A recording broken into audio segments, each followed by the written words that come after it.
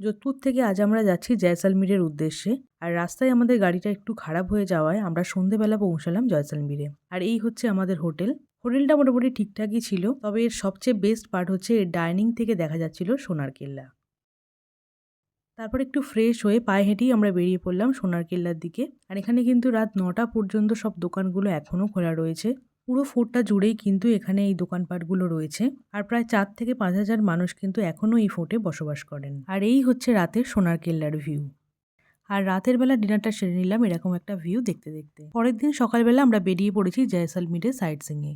তো প্রথমেই চলে গিয়েছিলাম সোনার কেল্লা, কারণ গতকাল রাতে কিন্তু সোনার কেল্লাটা আমরা পুরোপুরি ঘুরতে পারিনি, কারণ রাতে মিউজিয়ামটা বন্ধ থাকে। আর এই হচ্ছে সোনার কেল্লা থেকে পুরো জয়সলমীরের ভিউ।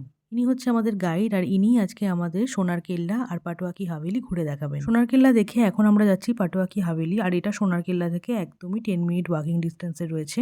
আর এর আর্কিটেকচারটা ছিল অসাধারণ। তারপর টুকটাক খাওয়া দাওয়া করে আমরা চলে এলাম গাদিসার লেক। আর এখানেও কিন্তু প্রচুর শপিং করার জায়গা রয়েছে, আর তার সাথে রাজস্থানী ড্রেস পরে খুব ভালো ভালো ফটো তোলার জায়গাও কিন্তু এখানে রয়েছে।